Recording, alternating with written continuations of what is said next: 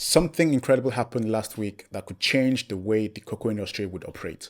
And if you haven't heard, four countries that grow over 75% of the world's cocoa beans were in Abuja and agreed to stop competing with each other, right? So if you export, you're investing, or you're involved in the cocoa industry, this is the most important thing that happened in the industry this month. So on the 15th of July, the Nigeria, Ghana, Côte d'Ivoire, and Cameroon signed what's been called the Abuja Declaration at the Cocoa Value Addition Summit. The deal has three main parts, and I want to break down what each one actually means. So the first one, cocoa producing countries will negotiate with international buyers as a single bloc.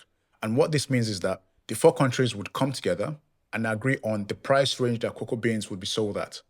But to be honest with you, I'm not sure on the practical reality of how this would work. But of course, we'll see if the four countries can actually pull this off. The second point, and this is the one that matters for anyone focused on production in the cocoa industry.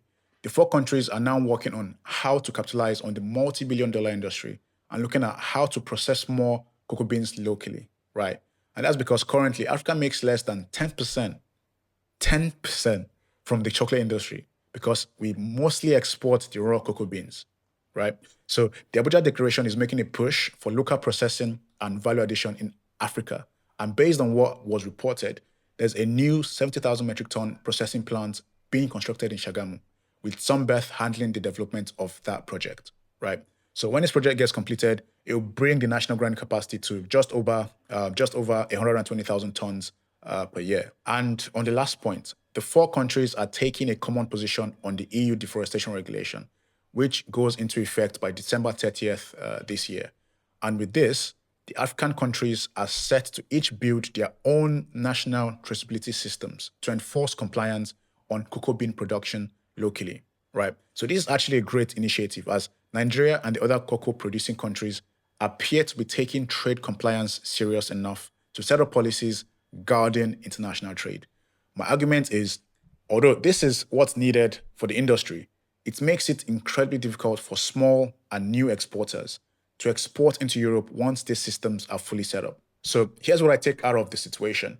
The declaration makes sense, but it's still early days. And what matters is how it's implemented, if it's even going to be implemented at all, right?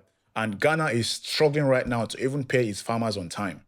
So it'll be interesting to see how each country handles the existing challenges within their supply chains, okay?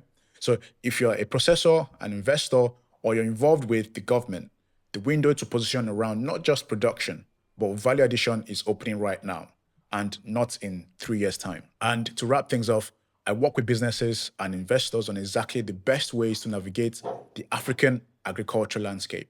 And if you're interested in getting into the cocoa/chocolate industry in Nigeria, reach out to me and drop me a message.